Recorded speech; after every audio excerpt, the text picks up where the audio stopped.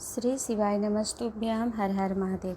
आज की वीडियो में आप जानेंगे कि धन प्राप्ति, कर्जा के मुक्ति के लिए एकांतेश्वर महादेव का पूजन किसी भी एकांत वृक्ष के नीचे पार्थिव शिवलिंग का निर्माण करके किया जाता है। तो उसकी क्या विधि है, जो कि 5 बेलपत्र, 5 सफ़ेद पुष्प एवं 5 हराद्री चावल जो कि हल्दी से रंगे हुए चावल से किया जाता है। तो संपूर्ण विधि आपको जानने का अवसर प्राप्त होगा, तो वीडियो को अंत तक जरूर सुनिएगा, देखिएगा। चैनल पर पहली बार आए हैं तो चैनल सब्सक्राइब कर लीजिएगा, क्योंकि ऐसे उपायों की वीडियो हम आप तक पहुंचाते रहेंगे।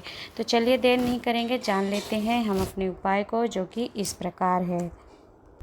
मान लीजिए कि आपका कोई पैसा ले लिया है, तो उससे पैसा प्राप्त करने के लिए, और आपका कर्जा है, आपको किसी को पैसा देना है, तो उस कर्जे से मुक्ति के लिए या किसी से पैसे प्राप्त करने के लिए आपको क्या करना है, मात्र 5 बेलपत्र, 5 सफ़ेद पुष्प और 5 हराद्री चावल लेना है।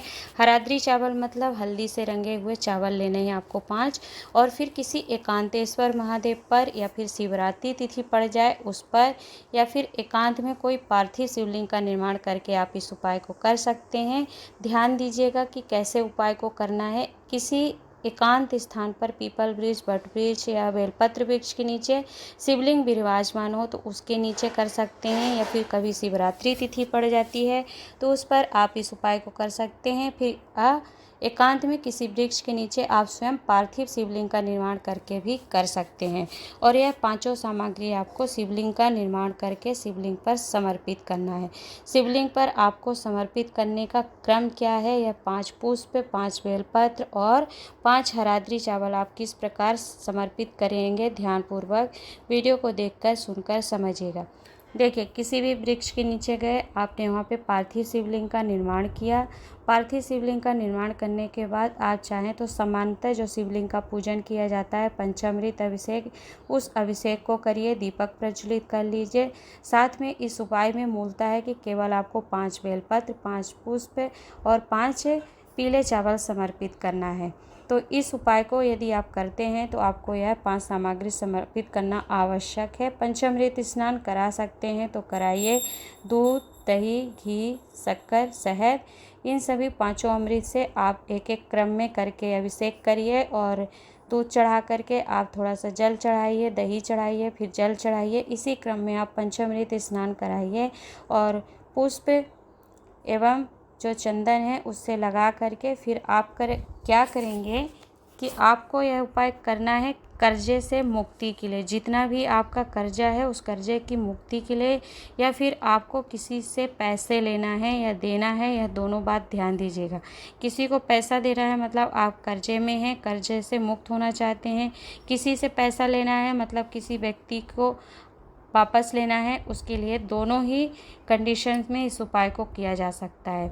तो आपको जिससे पैसा देना है, क्या करेंगे कि 5 बेलपत्र लेंगे आप, और 5 चावल लेंगे, और 5 ही सफ़ेद पुष्प लेकर के अब इसको समर्पित करने का क्रम समझिएगा कि आपको कैसे समर्पित करना है।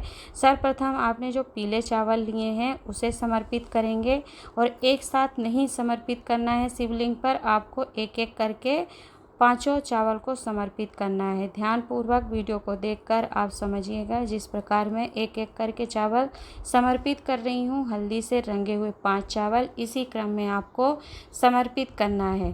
तो एक एक चावल, 5 चावल आप समर्पित करिए। उस व्यक्ति का स्मरण कर लीजिए जिसको आपको पैसा देना है, अर्थात जिसका कर्जा आपको चुकाना है।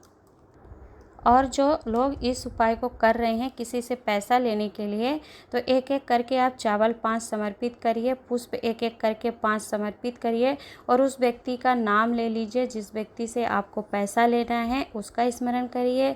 या फिर जिसका कर्जा आपको जितने लाख का है, 2, 5, 10 लाख जितना भी है, और आप मांग कर थक गए हैं उस व्यक्ति से और वह पैसा नहीं दे रहा है, तो उतना स्मरण कर लीजिए कि इस व्यक्ति से आपको कितने पैसे की प्राप्ति करना है, उसका नाम स्मरण करके फिर आपने 5 चावल एक एक करके समर्पित कर दिए। 5 चावल समर्पित करने के बाद 5 पुष्प आपको एक एक करके समर्पित करना है, और 5 पुष्प एक एक करके समर्पित करते जाइए। श्री शिवाय नमस्तुभ्यम मंत्र का स्मरण करते जाइए, उस व्यक्ति का नाम स्मरण करते जाइए जिसको आपको पैसा देना है या फिर जिससे पैसा लेना है।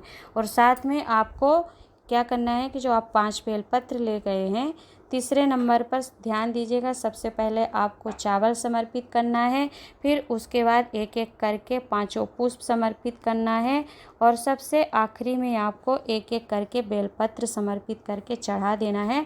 और प्रार्थना करने के बाद जो आपने 5 पुष्प समर्पित करे हैं उसमें से एक पुष्प, एक बेलपत्र और एक चावल का दाना अपनी झोली में बांध कर ले लीजिए। प्रार्थना करके उसी स्थान पर यदि आपने एकांत में किसी वृक्ष के नीचे शिवलिंग का निर्माण करके यह उपाय किया है तो विसर्जन कर दीजिए उस स्थान पर शिवलिंग का जो निर्माण किया है आपने, या फिर किसी एकांत स्थान में पहले से शिवलिंग विराजमान था उस शिवलिंग पर यह 5 सामग्री आपने समर्पित करी है तो आपको फिर विसर्जन नहीं करना है। सामग्री एक अक्षत अर्थात चावल और एक बेलपत्र और एक सफ़ेद पुष्प उठा करके आपको रख लेना है, और फिर उसे रख करके बाकी सामग्री आपको चढ़े रहने देना है। तो इस तरह इस उपाय को यदि आप करते हैं तो निश्चित ही आपका जो कर्जा है चूकता है।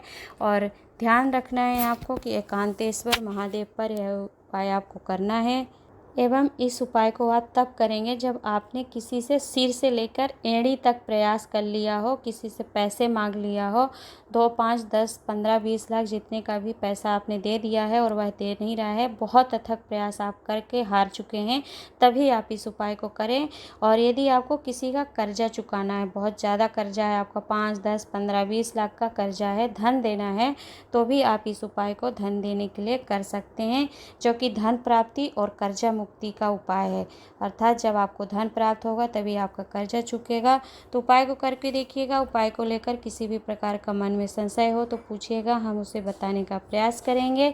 इस उपाय का वर्णन पूज्य गुरु जी ने अपनी सप्तम दिवस की श्री गोपेश्वर गोपी शिव महापुराण कथा, जो कि 3 से 9 नवंबर 2023 कोसी कला मथुरा उत्तर प्रदेश से श्रवण करवाया था, उसमें इस उपाय का वर्णन किया है। तो आप कथा के माध्यम से भी उपाय को समझ सकते हैं। हमारे द्वारा बताए गए उपाय को यदि आप विश्वास निष्ठा से करते हैं तो फल प्राप्ति होती है। उपाय को किसी भी प्रकार का आपका संशय हो करने को लेकर तो आप पूछेगा, हम उससे बताने का प्रयास करेंगे। आज के लिए इतना ही। तो वीडियो आपको लाभप्रद लगी हो, उपयोगी रही हो तो और लोगों तक पहुंचा दीजिएगा। नमः शिवाय। ओम हर हर महादेव।